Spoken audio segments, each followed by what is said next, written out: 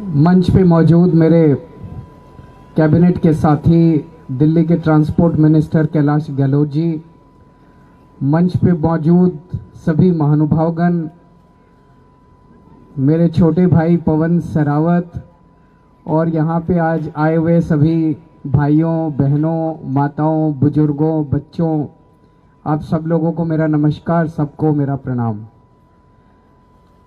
आज मैं अपने छोटे भाई पवन का सम्मान करने के लिए यहाँ पे आया हूँ, लेकिन यहाँ पे आके मेरी पुरानी यादें भी ताज़ा हो गई। अन्ना आंदोलन में इसी स्टेडियम के अंदर इसी स्टेडियम को जेल बनाया गया था और यहीं पे हमने 2 रातें काटी थी। तो मेरे को याद आ रहा था कि यहीं बैठ के हम क्रांतिकारी गीत गा रहे थे, यहीं बैठ के हमने रोटी खाई थी रात को, और फिर ऊपर वाले की कृपा हुई, आप लोगों का प्यार हुआ कि इतनी बड़ी जिम्मेदारी आप लोगों ने दे दी।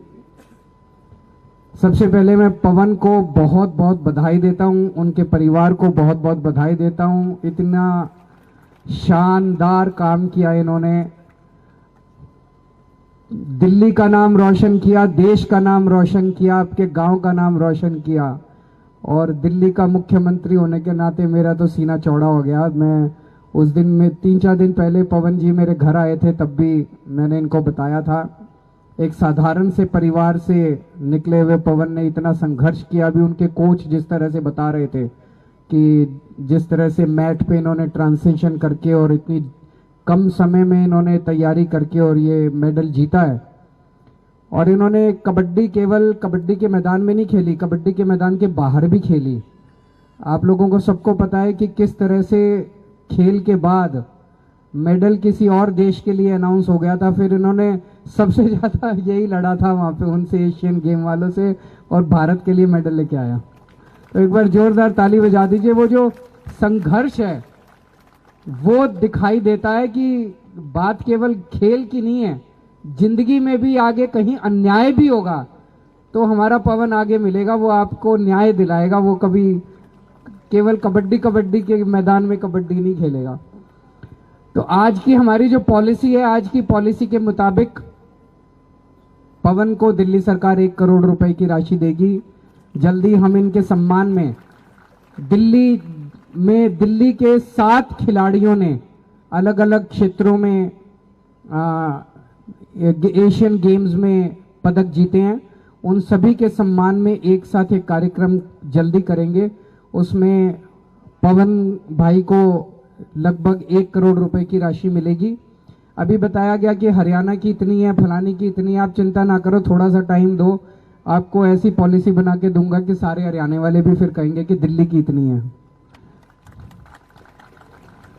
मुझे बेहद खुशी है, यहाँ पे अपने गांव देहात से लगभग 20-25 कबड्डी के खिलाड़ी ऐसे हैं, मेरे को बताया गया है, जो कि देश के राष्ट्र के लेवल पे भारत के लिए खेल चुके हैं, अंतर्राष्ट्रीय लेवल पे खेल चुके हैं, और 5 अर्जुन अवॉर्डी हैं।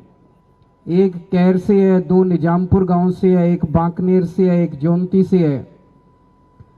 दिल्ली सरकार की देखो, जब आदमी जीत जाता है ना, मेडल ले आता है, तो सारे कोई कुछ इनाम देता है, कोई कुछ इनाम देता है, कोई कुछ इनाम देता है। असली समस्या तो तब होती है जीतने के वक्त, जो खेलने के वक्त जो संघर्ष कर रहा होता है खिलाड़ी, मेडल जीतने के पहले, तब बहुत कम सरकारें हैं जब उसकी मदद करने के लिए आती है, जो भी सतपाल जी भी कह रहे थे। दिल्ली में हमने 2-3 किस्म की पॉलिसी बना रखी है। एक प्ले एंड प्रोग्रेस है, छोटे बच्चे 13-14 साल से कम उम्र के बच्चे, अगर उनके अंदर हमें पोटेंशियल दिखाई देता है तो हम उनको साल के 2 से 3 लाख रुपए देते हैं कि भाई आप अपना हुनर, कोचिंग करनी है कोचिंग कर लो, खाने पीने पे खर्च कर लो। जैसे हमने सुना चाइना में और अन्य देशों में वो छोटे छोटे बचपन में पकड़ लेते हैं बच्चों को, और तब से उनको तैयार करना चालू करते हैं खेल के लिए। अभी उस लेवल पे तो हम नहीं पहुंचे कि हम बच्चों को पकड़ लें, लेकिन बच्चों की मदद तो कर ही सकते हैं थोड़ा सा पैसा देके। तो वो हम प्ले एंड प्रोग्रेस पॉलिसी है, जिसमें 13-14 साल से कम बच्चों को अगर उनमें हमें हुनर दिखाई देता है कि ये बच्चा बड़ा होके इस खेल में कुछ कर सकता है, तो उसे साल के 2 से 3 लाख रुपए हम देते हैं। और वो एक बोर्ड है, वो तय करता है उस बच्चे का बोर्ड का एग्जामिनेशन करके। फिर मिशन एक्सीलेंस है। मिशन एक्सीलेंस में आप भी थे? नहीं, अच्छा। मिशन एक्सीलेंस है, मिशन एक्सीलेंस है जिसमें जो नेशनल लेवल पे खिलाड़ी होते हैं, नेशनल लेवल पे अगर कोई मेडल ले आता है तो उसको तैयारी अंतर्राष्ट्रीय स्तर पे या राष्ट्रीय स्तर पे फिर और अपना वो सुधारने के लिए 16 लाख रुपए उसको साल के दिए जाते हैं, ताकि वो अपनी कोचिंग कर सके, अंतर्राष्ट्रीय कोच रखना है वो रख सके, तो 16 लाख रुपए उसको दिए जाते हैं। जब मैं पहली बार चुनाव लड़ा था तो गांव देहात में जब भी जाता था, एक सबसे बड़ी डिमांड होती थी, जी सबसे ज्यादा खिलाड़ी हमारे गांव देहात से निकलते हैं, लेकिन गांव देहात में खेलने की सुविधा बहुत कम है। मैं आपको बता दूं, एक तो ये बवाना स्टेडियम जो है इसको पूरा चमका दिया गया, आप लोगों ने देखा होगा। 16 करोड़ रुपए इस बवाना स्टेडियम को रिनोवेशन करने के लिए खर्च किए गए हैं। नजफगढ़ में नया स्टेडियम, नया स्पोर्ट्स कॉम्प्लेक्स बनके तैयार हो गया है। कैर में नया स्पोर्ट्स कॉम्प्लेक्स बनके तैयार हो गया है। मुंडेला में नया स्पोर्ट्स कॉम्प्लेक्स बनके तैयार हो गया है। पूटकला में सिंथेटिक ट्रैक बनके तैयार हो गया है। प्रहलादपुर में स्पोर्ट्स कॉम्प्लेक्स बनके तैयार हो गया है। कटेवड़ा में सैंक्शन हो गया और बहुत जल्दी बन जाएगा। मित्राओं गांव में, झड़ोदा में, समसपुर में, इन सब जगह स्पोर्ट्स कॉम्प्लेक्स बनके तैयार हो रहे हैं। इतने बड़े स्तर के ऊपर मात्र 7 साल के अंदर किसी सरकार ने, मैं नहीं समझता कि गांव देहात के अंदर स्पोर्ट्स इंफ्रास्ट्रक्चर को बढ़ाने के लिए कभी काम किया होगा। और अभी और भी बहुत सारी प्लानिंग है आपके गांव देहात में स्पोर्ट्स को बढ़ावा देने के लिए। इसके अलावा गांव देहात की जो समस्याएं हैं उस पे मैं 2 शब्द करना चाहूंगा। हम देखते हैं कि काफी सारे गांव ऐसे हैं जो कच्ची कॉलोनियों में तब्दील हो गए हैं। एक साथ कच्ची कॉलोनियों की दिल्ली के अंदर हमारी सरकार बनने के पहले बहुत बुरा हाल था। न सड़कें थी, न पानी था, न सीवर थे, कुछ भी नहीं था। एक साथ हमने पिछले 3 साल में, मैंने कहा एक साथ बजट लगा दो। और आपको जान के, आपकी जानकारी के लिए बता दूं, जब हमारी सरकार बनी दिल्ली में लगभग 1800 कच्ची कॉलोनियां हैं। 1800 में से मात्र 850 कॉलोनियों, 884 कॉलोनियों के अंदर पानी की व्यवस्था थी। हमारी सरकार बनने के बाद सारी कॉलोनियों में पानी की व्यवस्था कर दी हम लोगों ने, सारी कच्ची कॉलोनियों में। सीवर की केवल 230 कॉलोनियों में सीवर की व्यवस्था थी, 750 कॉलोनियों में कर दी और 1 साल के अंदर बजट पास कर दिया। सारी कॉलोनियों के अंदर सीवर की व्यवस्था हो जाएगी। मात्र 262 कॉलोनियों के अंदर सड़कें बनी हुई थी, 850 कॉलोनियों के अंदर सड़कें बनवा दी। 1 साल के अंदर बाकी सारी कॉलोनियों में सड़कें बन जाएंगी।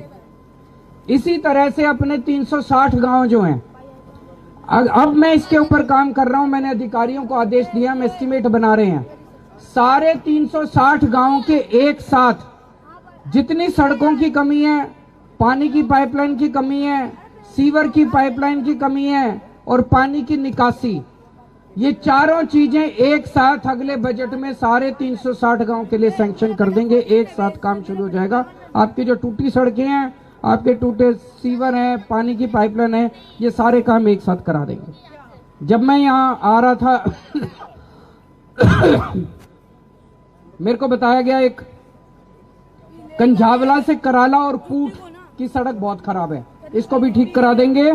नांगलोई से नजफगढ़ रोड जो है उसका बहुत बुरा हाल है, लेकिन वहां पे पानी की निकासी की समस्या है, तो उसकी पानी की निकासी की समस्या भी ठीक करा रहे हैं और उस सड़क को भी ठीक करा रहे हैं। दोनों के हमने ऑर्डर दे दिए हैं। गांव देहात में धारा 81 और धारा 33 की समस्या रहती है, इसके लिए मैं भी बहुत लड़ा हूं। हमने विधानसभा में भी प्रस्ताव पारित किया था 2 साल पहले, उसको हमने सेंटर में भी भेजा, लेकिन हमारे हाथ में नहीं है, वो केंद्र सरकार के हाथ में है, एलजी साहब के हाथ में है। मेरी तरफ से मैं उनके से बात बीच बीच में उठाता भी रहता हूं, उठाता भी रहूंगा, आपके साथ में संघर्ष करता रहूंगा। यहाँ पे बगल में लिबासपुर में अभी शानदार स्कूल बना है, स्कूल ऑफ स्पेशल एक्सीलेंस। सोचो गांव देहात के अंदर कभी किसी सरकार ने, हमारे से पहले 75 साल में किसी सरकार ने ध्यान नहीं दिया होगा। इतना शानदार स्कूल बनाया है, दूर दूर से लोग इस स्कूल के अंदर अपने बच्चों का एडमिशन कराने आ रहे हैं। और आज जैसे इन्होंने बताया, मंत्री जी ने 990C बस का उद्घाटन किया गया है। बवाना से रिठाला मेट्रो स्टेशन जाएगी और बीच में बरवाला, पूठ खुर्द और प्रहलादपुर गांव भी ये जोड़ेगी रिठाला स्टेशन से। बात केवल एक इसकी नहीं है, आपका बेटा और आपका छोटा भाई कैलाश गहलोत जब से परिवहन मंत्री बना है, ये लड़ के जितनी नई बसें खरीदते हैं सारी ये देहात में लगवा देता है। तो आपने ये देखा होगा कि जितनी बसें इन दिनों में पिछले 2-3 साल में देहात में लगी हैं, पहले शायद कभी इतनी बसें आपने चलती हुई देहात में नहीं देखी होगी। सबसे कमी तो देहात में ही रह जाती थी। कभी कहते थे हमारी इतनी वो नहीं है, ज्यादा लोग नहीं है, सवारियां नहीं है, तो बस घाटे में चले या फायदे में चले जनता को। सरकार कोई पैसा कमाने के लिए थोड़ी बैठी है जनता से, सरकार तो सहूलियत देने के लिए बैठी है। तो सहूलियत दे रहे हैं, बसें खूब चल रही हैं। और एक मुद्दा है डीटीसी पेंशन का, जो डीटीसी पेंशन के कई सारे कर्मचारी धरने पे बैठे हैं और मेरे को बड़ा बुरा लगता है भाई साहब।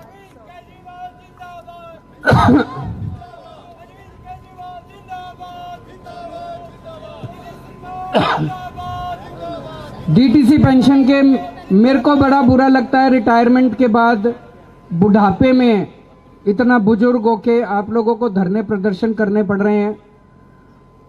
जब हमारी सरकार बनी थी, डीटीसी पेंशन की बहुत ज्यादा समस्या थी।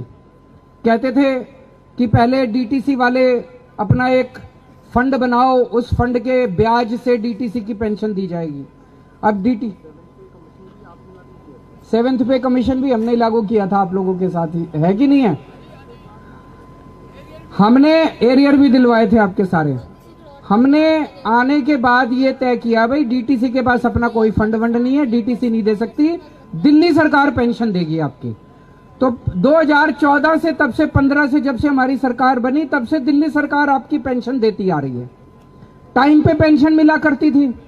1 साल से समस्या हो रही है कि नहीं है? 1 साल से समस्या हो रही है। आज मौका नहीं है, मैं राजनीति भी नहीं करना चाहता, आज मैं मेरे भाई के लिए आया हूं, लेकिन 1 साल से ही क्यों समस्या हो रही है सोचने के लिए बात है। तो कुछ ना कुछ तो है, गड़बड़ है। मैं पर्सनली लगा हुआ हूं, आपको यकीन, पिछले हफ्ते में एलजी साहब से भी मिलके आया। मैंने कहा जी ये ठीक नहीं है, डीटीसी पेंशन रोकना ठीक नहीं है किसी की भी, और लड़ाई झगड़े जितने हम कर लेंगे, लेकिन तो एलजी साहब को भी मैंने मना लिया, एलजी साहब मान गए हैं।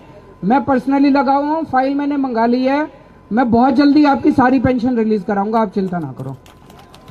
आपने आज मेरे को यहाँ पे बुलाया, मान सम्मान दिया इतना, इसके लिए बहुत बहुत शुक्रिया। और मैं भगवान से प्रार्थना करता हूँ मेरा भाई खूब आगे चमके, खूब आगे जाए, खूब तरक्की करे, देश का नाम रोशन करे और दुनिया के सारे रिकॉर्ड तोड़ के आए। बहुत बहुत शुक्रिया। सर, सीएम साहब 1 सेकंड लूंगा आपकी। इतनी अच्छी अच्छी घोषणाएं की हैं, एक बार जोरदार तालियों से अभिनंदन करें। मैं एक घोषणा आप लोगों के आशीर्वाद से, आप लोगों की तरफ से और करवाना चाहता हूं, जिसकी सबसे ज्यादा आज के दिन जरूरत है, और वो जरूरत है बवाना और नरेला के लिए मेट्रो की। उसके बारे में भी कुछ ना कुछ घोषणा करेंगे सीएम साहब। मैं निवेदन करता हूं सीएम साहब से।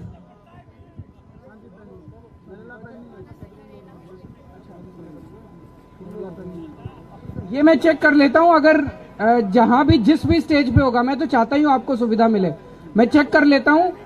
और है मैं करा दूंगा भाई जी, मैं करा दूंगा, चिंता ना करो। मेरी नॉलेज में अभी कहाँ है ये प्रोजेक्ट, किस स्टेज पे है मेरे को पता नहीं है, मैं चेक करके जहां भी होगा इसको। मंच पे मौजूद मेरे कैबिनेट के साथी दिल्ली के ट्रांसपोर्ट मिनिस्टर कैलाश गहलोत